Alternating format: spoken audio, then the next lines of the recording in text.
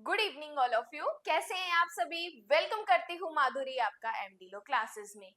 आज अपने मेंटेनेंस वाला टॉपिक देखने वाले हैं। देखो, ये जो टॉपिक है इसको अपने दो पार्ट्स में कवर करेंगे, क्योंकि एक सेक्शन 145 हमें बताता है मेंटेनेंस के लिए कौन कौन लायबल होता है, कौन लायबल नहीं होता है, प्लस उसके बाद 145 से आगे 148 तक हमें प्रोसीजर बता रखा है कि मेंटेनेंस के लिए केस करोगे तो कहां पर करना है, मेंटेनेंस के ऑर्डर को कब चेंज किया जा सकता है, ये प्रोसीजर हमें आगे पढ़ने के लिए बताया है। तो ये वीडियो हम दो पार्ट्स में कवर करेंगे। देखो, इससे पहले जो अपने सेक्शन 1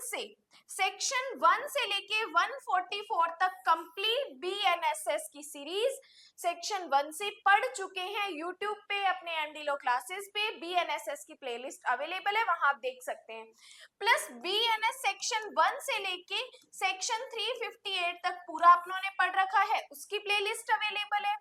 प्लस बीएनएस और बीएनएसएस में जितने भी ऑफेंसेस में प्रोसीजर में डिफरेंसेस होते हैं उसकी भी क्लासेस आपके लिए अवेलेबल है। तो एमडी लो क्लासेस की प्लेलिस्ट जाके आप उनको चेक कर सकते हो। चलिए स्टार्ट करते हैं हमारी आज की क्लास। देखो, हम पढ़ने वाले हैं आज चैप्टर 10 डील करता है ऑर्डर फॉर मेंटेनेंस। देखो, भरण पोषण का मतलब होता है कि कोई हस्बैंड या कोई सन अगर उसके माता पिता, उसकी वाइफ, उसके बच्चे खुद का मेंटेनेंस नहीं कर पा रहे हैं, खुद का खर्चा नहीं निकाल पा रहे हैं, तो उस हस्बैंड का, उस सन का या उस फादर की रिस्पॉन्सिबिलिटी बनती है कि वो उनका खर्चा, उनका भरण पोषण करे। मतलब उनको मंथली इतना पे करे ताकि वो अपना रहना खाना पीना कर सके। ये चीज होती है मेंटेनेंस, भरण पोषण। इस चैप्टर में हमें कहा order for maintenance of wives, मतलब पत्नी के लिए,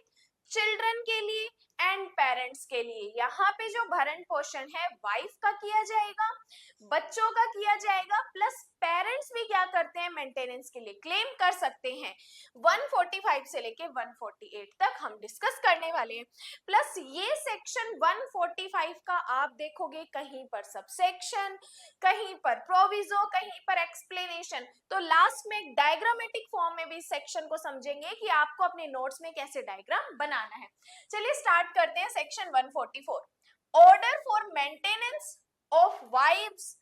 चिल्ड्रन एंड पेरेंट्स, की पत्नी, संतान और माता पिता का भरण पोषण करना है। देखो, कौन करेगा? सबसेक्शन 1 कहता है यदि पर्याप्त साधन। देखो, पर्याप्त साधन का मतलब होता है कि ऐसा पर्सन जिसके पास इतना पैसा है, इतनी इनकम है कि वो अपनी पत्नी, अपनी संतान और अपने माता पिता का भरण पोषण कर सकता है। तो कोर्ट क्या करेगा? ऐसे पर्याप्त साधन वाले व्यक्ति को ऑर्डर देगा कि तेरी वाइफ को तू मेंटेन कर,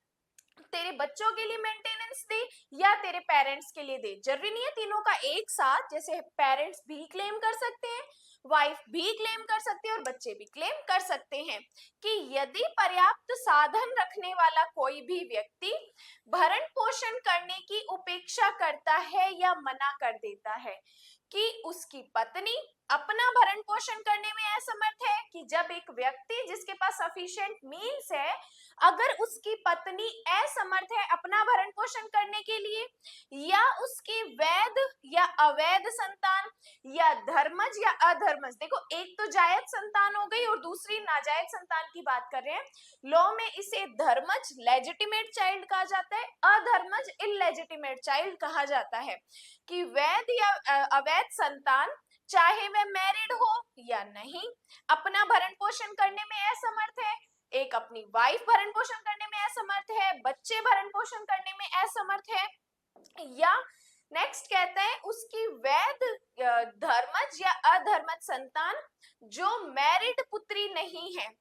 जिसने व्यसकता तो प्राप्त कर ली है। देखो, इससे पहले हमें कहा था कि जो बच्चे हैं जो अभी माइनर है उनका मेंटेनेंस करना है। यहाँ पर हमें कह रहे हैं कि जो धर्मज अधर्मज संतान है, अगर भले ही वो मेजर हो चुके हैं लेकिन वो अपना भरण पोषण करने में कैपेबल नहीं है, जैसे कि वहां वो शारीरिक,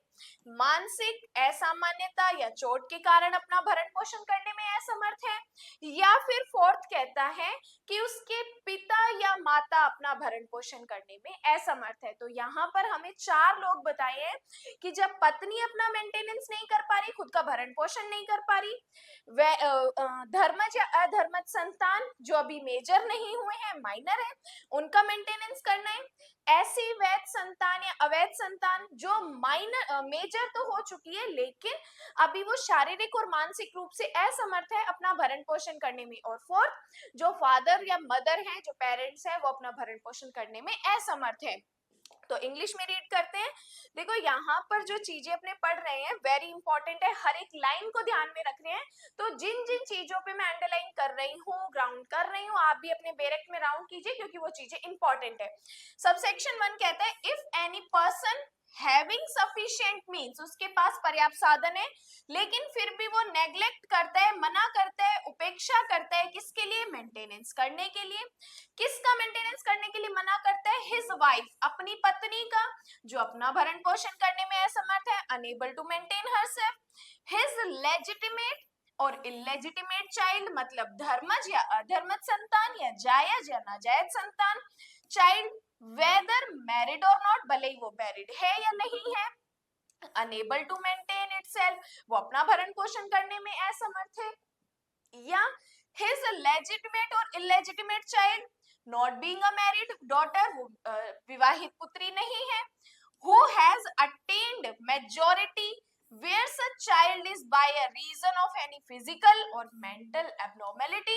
or injury unable to maintain herself, भले ही वैध और अवैध संतान है लेकिन वो मेजर भी हो चुके हैं लेकिन वो फिजिकल और मेंटली कैपेबल नहीं है अपना भरण पोषण करने में। या फोर्थ कहते हैं हिज फादर और मदर, उसके माता पिता, वो अपना भरण पोषण करने में असमर्थ है। तो फिर यहाँ पे आगे क्या दिया? 4 लोग बता दिए कि ये भरण पोषण के लिए हकदार है, लेकिन इसके लिए ऑर्डर कौन देगा? तो देखो प्रथम वर्ग श्रेणी का मजिस्ट्रेट, वेरी इंपॉर्टेंट, यहाँ से हमारा प्री का क्वेश्चन आता है कि भरण पोषण करने के लिए विचारण कौन सा कोर्ट करता है या फिर कौन सा कोर्ट ऑर्डर देता है? तो फर्स्ट क्लास जुडिशियल मजिस्ट्रेट देता है। प्रथम वर्ग श्रेणी का मजिस्ट्रेट ऐसी उपेक्षा या इंकार के सबूत पर ऐसे व्यक्ति को अपनी पत्नी, अपने बच्चे या अपने माता पिता के भरण पोषण के लिए मासिक भत्ता, मतलब मंथली पे के लिए कह सकता है, देने का ऑर्डर दे सकते हैं, या मासिक दर पर जो मजिस्ट्रेट उचित समझे ऐसे व्यक्ति को उतना ही भुगतान करे जितना समय समय पर निर्देश दिया जाए। तो फर्स्ट क्लास मजिस्ट्रेट ऐसे सफिशिएंट मींस, मतलब पर्याप्त साधन वाले व्यक्ति को ये ऑर्डर देगा कि या तो तू मंथली पे कर दे अपनी वाइफ को, अपने बच्चों को या अपने पेरेंट्स को, या कोर्ट जैसा डायरेक्ट करता है उसके अकॉर्डिंग तो उनको पे करेगा। Magistrate of the first class may upon proof of such neglect और रिफ्यूजल, जब ये चीज प्रूफ हो जाती है कि उसके पास इतना साधन है कि वो अपनी पत्नी, बच्चों और माता पिता का भरण पोषण कर सकता है और ये चीज कोर्ट में प्रूफ हो जाती है, देन कोर्ट क्या करेगा? ऑर्डर देगा सच पर्सन, उस व्यक्ति को, टू मेक अ मंथली, महीने के अलाउंस, महीने के खर्चे देगा, किसके लिए? भरण पोषण के लिए, of his wife, child and father और मदर, इन तीनों में से जिसने भी क्लेम किया है कोर्ट उनको ऑर्डर देगा कि तू इनको मंथली पे कर at such monthly rate as such magistrate thinks fit to pay the same to such person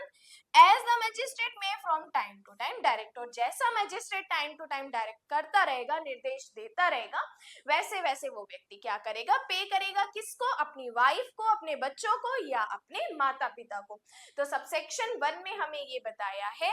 कि एक व्यक्ति जो अपना, जिसके पास पर्याप्त साधन है, अगर वो अपनी पत्नी, बच्चों और माता पिता का भरण पोषण करने में असमर्थ है, नहीं कर रहा है, मना कर रहा है, तो फिर फर्स्ट क्लास मैजिस्ट्रेट ऑर्डर देगा कि तू इनको मंथली पे कर, या कोर्ट जैसा डायरेक्शन देगा वैसा उसको पे करना पड़ेगा। इसके बाद सबसेक्शन 1 में हमें 3 प्रोविजो दे रखे हैं, 3 परंतुक दे रखे हैं, तीनों परंतुक को ए, बी और सी नंबर दे दो। अब बात करते हैं पहला परंतुक, तो ए क्लोज दे दो इसको, ए प्रोविजो कि मैजिस्ट्रेट खंड बी में निर्दिष्ट महिला बच्चे के पिता को ऐसा भत्ता देने का ऑर्डर दे सकता है जब तक कि वह उसके व्यस्क न हो जाए। मतलब कि इन्होंने कहा ना कि जो आपके धर्मज या अधर्मज संतान है, जो अभी माइनर है, जो अभी मेजर नहीं हुए हैं, तो उनका मेंटेनेंस आपको करना है। तो कोर्ट आपको कह सकता है कि जब तक वो मेजर नहीं हो जाते, जब तक वो सक्षम नहीं हो जाते, तब तक आपको उनका भरण पोषण करना है। यदि मजिस्ट्रेट संतुष्ट हो कि ऐसी महिला, बच्चे का पति यदि विवाहित है, उसके पास नहीं है पर्याप्त साधन, कि जब वो भले ही मेजर भी हो जाती है या वो मैरिड भी हो जाती है लड़की, लेकिन अगर उसके हस्बैंड के पास इतने सफिशिएंट मींस नहीं है, तो उस फादर को ही अपनी डॉटर जो मैरिड है उसके लिए मेंटेनेंस देना पड़ेगा। कि provided that the magistrate may order the father, court order करेगा किसको, फादर को, ऑफ अ फीमेल चाइल्ड, जो कि पुत्री है, refer to in clause B, to make such allowance, कि उसको अलाउंस या भरण पोषण दिया जाए, until she attain her majority, जब तक वो मेजोर नहीं हो जाती, जब तक वो वयस्क नहीं हो जाती। और if the magistrate is satisfied, अगर मैजिस्ट्रेट संतुष्ट हो जाते हैं कि दैट द हस्बैंड, कि उसका पति, सच फीमेल चाइल्ड, जो उस पुत्री का पति है, if married, is not possessed of sufficient means, कि भले ही अगर बेटी शादीशुदा है, लेकिन जब तक वो व्यस्क नहीं हो जाती, और अगर उसका हस्बैंड उसका मेंटेनेंस करने के लिए कैपेबल नहीं है, तो कोर्ट एक बेटी के फादर को ऑर्डर देगा कि आप अपनी बेटी का मेंटेनेंस करो, जब तक कि उसका हस्बैंड कैपेबल नहीं हो जाता या आपकी बेटी मेजर नहीं हो जाती। तो फर्स्ट प्रोविजो कोर्ट कहते हैं कि बेटी के फादर को ऑर्डर देना मेंटेनेंस के लिए। सेकंड प्रोविजो में लिख दो बी पॉइंट, कि मैजिस्ट्रेट इस सबसेक्शन के तहत भरण पोषण के लिए मासिक भत्ते के संबंध में कार्यवाही के लंबित रहने के दौरान ऐसे व्यक्ति को अपनी पत्नी, अपने बच्चे या माता पिता के लिए, अंडरलाइन करो, अंतरिम भरण पोषण के लिए मासिक भत्ता देने का आदेश दे सकता है। अब देखो एक वर्ड यूज किया गया है, अंतरिम भरण पोषण। अंतरिम भरण पोषण का मतलब होता है कि अभी केस पेंडिंग चल रहा है, कंप्लीट नहीं हुआ है, लेकिन कोर्ट को लगता है कि हमें बीच में ही कोई ऐसा ऑर्डर देना चाहिए जिसकी वजह से जो वाइफ है या माता पिता या बच्चों ने जो मेंटेनेंस के लिए क्लेम किया है, क्योंकि केस अगर पूरा होगा तब तक तो अभी टाइम लगेगा, तो बीच में ही कोर्ट को लगता है कि एक ऑर्डर दे देना चाहिए। तो जब पेंडिंग सूट के बीच में ऑर्डर दिया जाता है, तो उसको अपने बोलते हैं अंतरिम आदेश। अब देखो अंतरिम भरण पोषण के लिए मासिक भत्ता देने का आदेश दे सकते हैं ऐसी कार्यवाही का खर्च जिसे मैजिस्ट्रेट उचित समझता है, और उसे ऐसे व्यक्ति को भुगतान करना होगा जिसे मैजिस्ट्रेट निर्देश दे। तो सेकंड प्रोविजो कहते हैं कि कोर्ट के मैटर के पेंडिंग रहने पर अगर कोर्ट को लगता है कि मुझे अंतरिम आदेश देना चाहिए, तो कोर्ट अंतरिम आदेश भी दे सकता है। कि provided further that the magistrate may during the pendency of the proceeding, case के लंबित रहने तक, रिगार्डिंग मंथली अलाउंस, कि महीने में मुझे अलाउंस देना चाहिए for the maintenance, under this subsection order such person to make a monthly allowance for the interim maintenance. अंतरिम भरण पोषण के लिए कोर्ट उसको ऑर्डर दे सकते हैं कि वो अपनी वाइफ का, अपने बच्चे के लिए या अपने फादर या मदर के लिए ऐसा मेंटेनेंस दे जो कि केस के बीच में अभी देना है। The expenses of such proceeding which the magistrate consider reasonable and to pay the same to such person as the magistrate may from time to time direct। बाकी जैसा court time to time direct करे वैसा उसको अंतरिम आदेश देना पड़ेगा। Next बात करते हैं सी प्रोविजो, लिख दो थर्ड पॉइंट, कि अंतरिम भरण पोषण के लिए मासिक भत्ता, और दूसरे प्रोविजो के तहत कार्यवाही के खर्चों के लिए एक आवेदन जहां तक संभव हो ऐसे व्यक्ति को आवेदन की सूचना की तारीख से 60 दिन के भीतर निपटाया जाएगा। मतलब कि अगर वाइफ, अगर बच्चे या पेरेंट्स इंटरिम मेंटेनेंस के लिए बोलते हैं कि केस तो अभी चलेगा, तो बीच में ही हमें कुछ ऐसा मेंटेनेंस दिलाया जाए, तो जब कोर्ट बीच में मेंटेनेंस दिलाता है, तो ये जो अंतरिम भरण पोषण की एप्लीकेशन है, जिस दिन इंस्टीट्यूट हुई उस दिन से अगले 60 दिन के भीतर इसको कंप्लीट निपटाया जाएगा। मतलब 60 दिन के अंदर अंदर इस इंटरिम मेंटेनेंस की ऑर्डर की एप्लीकेशन को कंप्लीट किया जाएगा। provided also that an application of monthly allowance for the interim maintenance and expenses of proceeding under the second proviso shall as far as possible be disposed, कितने दिन के अंदर निपटाया जाएगा, within 60 days, 60 दिन के अंदर, कब से, from the date of service of notice of the application of such person, तो 60 दिन के भीतर अंतरिम भरण पोषण की एप्लीकेशन को निपटाया जाएगा। यहाँ से हमारा एक प्री का क्वेश्चन भी बनता है। देन एक्सप्लेनेशन कहता है कि वाइफ कौन है, पत्नी कौन है, तो सिंपल, वह महिला शामिल है जिसने अपने पति से तलाक दे दिया है या जिसने तलाक ले लिया है और जिसने रीमैरिज नहीं की है, वो कौन है, इस सेक्शन या इस चैप्टर में वाइफ मानी जाती है। Wife includes a woman who has been divorced by or has been obtained a divorce from her husband and has not remarried, और जिसने फिर से शादी नहीं की है, जिसने अपने हस्बैंड से तलाक लिया है, जिसको तलाक दे दिया गया है, वो इस सेक्शन में पत्नी मानी जाएगी। तो यहाँ तक हमने अभी सिर्फ एक सबसेक्शन का पार्ट कंप्लीट किया है। सबसेक्शन 1 पढ़ा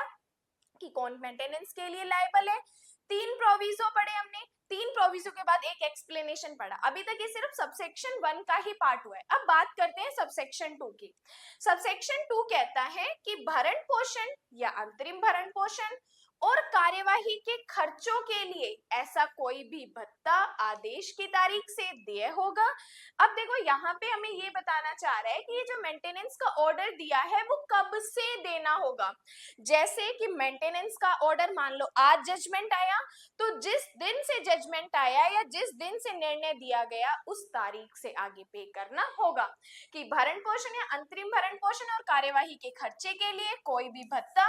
आदेश की तारीख से देय होगा या ऐसा आदेश दिया गया है तो भरण पोषण या अंतरिम भरण पोषण और कार्यवाहियों के खर्चों के लिए आवेदन की तारीख से देय होगा। तो 2 बातें याद रखनी है कि भरण पोषण कब से देय होगा, या तो आदेश की तारीख से या आवेदन की तारीख से देना होगा कि any such allowance for the maintenance or interim maintenance and expenses of proceeding shall be paid from the date of the order or if so ordered or the date of application, the maintenance or interim maintenance and expenses of proceeding as the case may be। तो जिस दिन से order दिया, जिस दिन से application की, उस दिन से क्या करना होगा, भरण पोषण पे करना होगा। देन सबसेक्शन 3 इंपॉर्टेंट है। देखो सबसेक्शन 3 में हमें बताता है कि कोर्ट कब वारंट जारी कर सकता है कि जो पर्सन लापरवाही कर रहा है, कोर्ट के ऑर्डर का वायलेंस कर रहा है, तो उसके लिए हम क्या कर सकते हैं, वारंट भी जारी कर सकते हैं कि यदि इस प्रकार आदेश दिया गया, कोई भी व्यक्ति पर्याप्त कारण के बिना, अंडरलाइन कर लो कि विदाउट रीजन किसी ऑर्डर का पालन करने में फेलियर रहता है, तो ऐसा कोई भी मैजिस्ट्रेट आदेश के प्रत्येक उल्लंघन के लिए जुर्माना लगाने के लिए प्रदान किए गए तरीके से देय राशि वसूलने के लिए वारंट जारी कर सकता है कि जब कोई व्यक्ति विदाउट रीजन कोर्ट के ऑर्डर्स को नहीं मान रहा, बार बार भंग कर रहा है ऑर्डर्स को, तो कोर्ट उसको क्या करेगा, वारंट जारी कर सकता है और ऐसे व्यक्ति को सजा दे सकता है।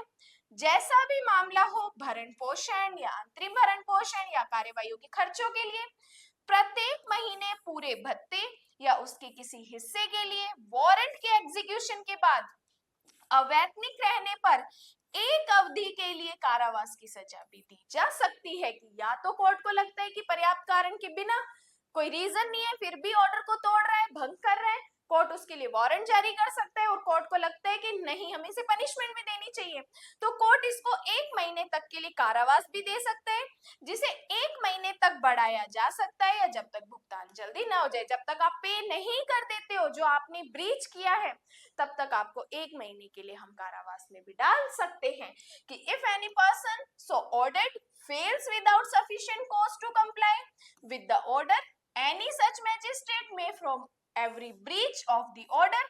issue a warrant। कोर्ट क्या करेगा, इशू करेगा, जारी करेगा एक वारंट, और levying the amount due is the manner provided for levying fines and may sentence such person from whole or any part of each month allowance for the maintenance of the interim maintenance expenses proceeding as case may be remaining unpaid after the execution of the warrant to imprisonment for a term which may extend to 1 month और until payment if sooner made, तो court क्या कर सकता है, 1 महीने का कारावास भी दे सकता है, और कोर्ट को लगता है तो कोर्ट उसके लिए वारंट भी जारी कर सकते हैं। इसमें भी 2 प्रोवाइडेड दे रखे हैं। पहला प्रोवाइडेड कहता है कि इस धारा के तहत देय किसी भी राशि की वसूली के लिए कोई वारंट तब तक जारी नहीं किया जाएगा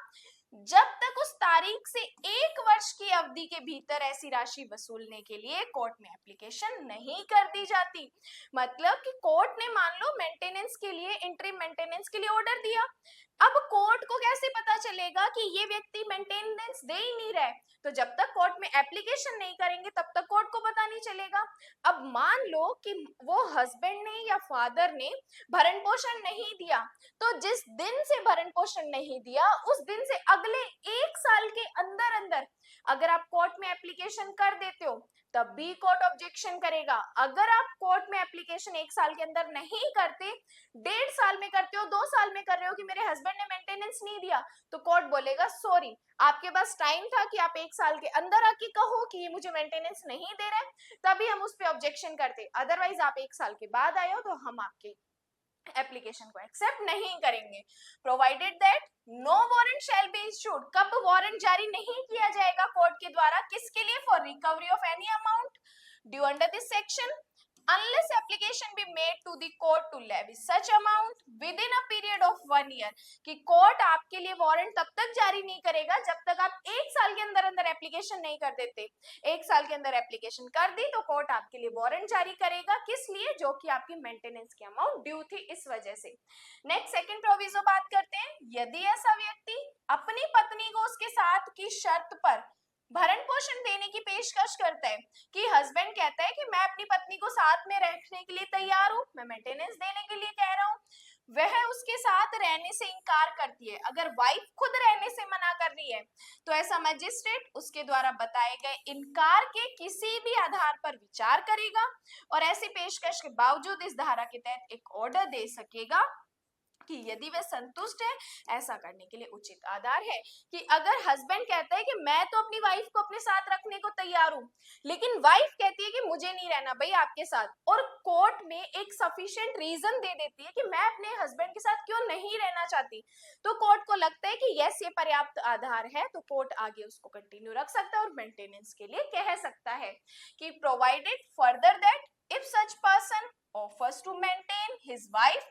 on condition of her living with him and she refused to live with him, लेकिन वो मना कर देती है कि मुझे नहीं रहना, then such magistrate may consider any grounds of refusal, की कोर्ट वो आधार देखेगा कि पत्नी क्यों मना कर रही है रहने के लिए, stated by her, and may make an order under this section notwithstanding such offer it is he satisfied that there is just ground for so doing, कि कोर्ट अगर ये सेटिस्फाइड हो जाता है कि यस वाइफ के पास ग्राउंड है कि वो क्यों नहीं रहना चाहती अपने पति के साथ, तो कोर्ट क्या करेगा, आगे मेंटेनेंस के लिए ऑर्डर देगा। देन एक्सप्लेनेशन कहते हैं, यदि किसी पति ने किसी अन्य महिला से विवाह किया है, रखेल रखता है, तो उसकी पत्नी द्वारा उसके साथ रहने से इनकार करने का सफिशिएंट रीजन माना जाएगा। कि जो वाइफ मना कर रही है कि मुझे अपने हस्बैंड के साथ नहीं रहना, और वो ग्राउंड दे देती है कि वो अपने साथ ऑलरेडी कोई रखेल रख रहा है, वो ऑलरेडी किसी और से शादी कर चुका है, तो ये एक सफिशिएंट ग्राउंड माना जाएगा कि वाइफ अपने हस्बैंड के साथ रहने से डिनाई कर सकती है। कि if husband has contracted marriage with another woman or keeps a mistress, it shall be considered to be just ground for his wife refusal to live with him, तो वाइफ का एक sufficient reason माना जाएगा कि अगर ये ground पत्नी देती है तो कोर्ट उनके मेंटेनेंस के ऑर्डर को और पति के साथ न रहने के लिए कोर्ट कह सकती है। उसके बाद बात करते हैं सबसेक्शन 4, कोई भी पत्नी इस धारा के तहत अपने पति से भरण पोषण, अंतरिम भरण पोषण या कार्यवाहियों के खर्चों के लिए भत्ता प्राप्त करने की हकदार नहीं होगी। वेरी वेरी इंपॉर्टेंट क्वेश्चन है, प्री के लिए भी आता है, इंटरव्यू में भी पूछा जाता है कि वाइफ जो होती है कब मेंटेनेंस के लिए क्लेम नहीं कर सकती। देखो, यदि वह व्याभिचार मतलब क्रुएल्टी की जारता की दशा में रह रही है, या यदि वह बिना किसी कारण के अपने साथ पति से रहने से इनकार कर रही है, या पति से यदि वे आपसी सहमति से रह रहे हैं, तब वो वाइफ क्या है, मना कर सकती है कि मुझे अपने हस्बैंड के साथ नहीं रहना। या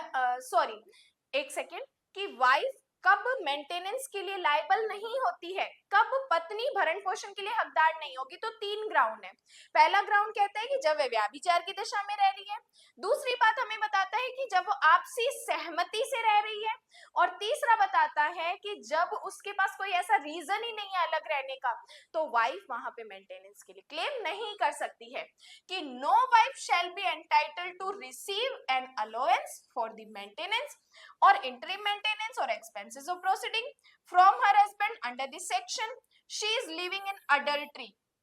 अगर वो अडल्ट्री की दशा में, जारता की दशा में रह रही है, फर्स्ट ये पॉइंट हो जाएगा। दूसरा, if without any sufficient reason, दूसरा कि बिना किसी रीजन के अलग रह रही है, she refuse to live with her husband, और if they third are having separately by mutual consent, अगर वो दोनों जने अपनी म्यूचुअल कंसेंट से, आपसी सहमति से दोनों अलग रह रहे हैं, तो पत्नी मेंटेनेंस के लिए क्लेम नहीं कर सकती है। Very very important. तो इसमें आप हेडिंग लगा सकते हो, पत्नी कब भरण पोषण की हकदार नहीं है, तो 3 एरो करके निकाल दो। पहला, जब वो अडल्ट्री में रह रही है, दूसरा बिना किसी रीजन के अलग रह रही है, और तीसरा आपसी सहमति से अलग रह रहे हैं, तो वो मेंटेनेंस के लिए क्लेम नहीं कर सकती है। एंड नेक्स्ट सबसेक्शन 5, इस सबूत पर कि कोई भी पत्नी जिसके पक्ष में इस धारा के तहत कोई ऑर्डर दिया गया है, व्याभिचार में रह रही है या बिना पर्याप्त के कारण के वे अपने पति के साथ रहने से इनकार करती है या वे आपसी सहमति से अलग रह रहे हैं, मैजिस्ट्रेट आदेश को रद्द कर सकता है।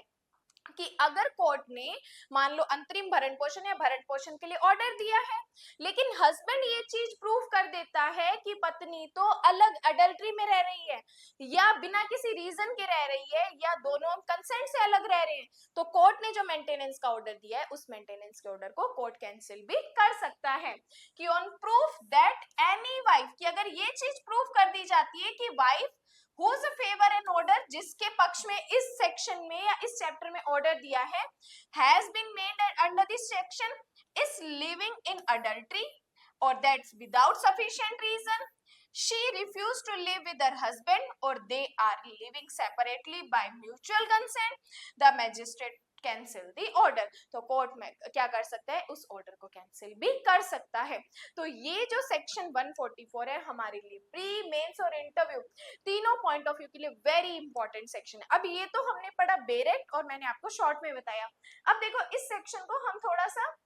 शॉर्ट फॉर्म में देखते हैं। टोटल 5 सबसेक्शन हम इसमें पढ़ते हैं, पांचों सबसेक्शन को शॉर्ट में देखते हैं। कि सबसेक्शन 1 कहता है कि कौन भरण पोषण पाने का हकदार, आप इसका एक स्क्रीनशॉट ले लो, इस तरीके से नोट्स में भी लिख लेना।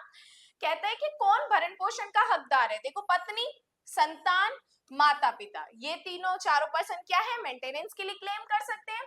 3 प्रोविजो हमें इसमें बता रखा है कि पुत्री का पिता, मतलब कि बेटी का फादर तब तक अपनी बेटी का मेंटेनेंस करेगा जब तक वो मेजर नहीं हो जाती,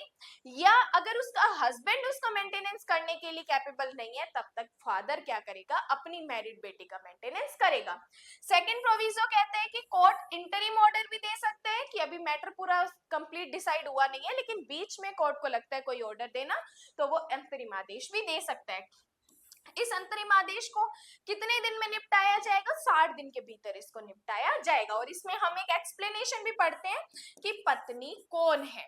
उसके बाद बात करते हैं सबसेक्शन 2, भरण पोषण कब से देना होगा, किस तारीख से भरण पोषण देना होगा, आदेश की तारीख से या एप्लीकेशन की डेट से मेंटेनेंस देना पड़ेगा। सबसेक्शन 3 पढ़ते हैं कि आदेश के भंग पर कोर्ट क्या कर सकता है, वारंट भी जारी कर सकते हैं और 1 महीने की पनिशमेंट भी दे सकते हैं। फिर इसमें भी हम 2 प्रोविजो पढ़ते हैं। पहला कहता है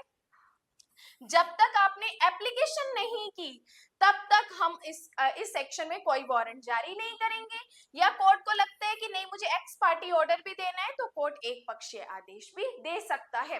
देन सबसेक्शन 4 कहते हैं कि कब पत्नी हकदार नहीं होती है मेंटेनेंस लेने के लिए, जब वो अडल्ट्री में रह रही है, विदाउट रीजन के अलग रह रही है, या म्यूचुअल कंसेंट से दोनों अलग रह रहे हैं, तब पत्नी मेंटेनेंस के लिए क्लेम नहीं कर सकती या हकदार नहीं होती। देन मेंटेनेंस का ऑर्डर कब रद्द हो सकता है, जब ऑर्डर 4 की सबसेक्शन 4 की जो बातें हैं, अगर हस्बैंड ये चीजें प्रूव कर देता है, तो अगर इस सेक्शन में कोई मेंटेनेंस का ऑर्डर दिया गया है तो उसको कोर्ट कैंसिल भी कर सकता है सबसेक्शन 5 में। तो ये टोटल हमने यहाँ पे पढ़े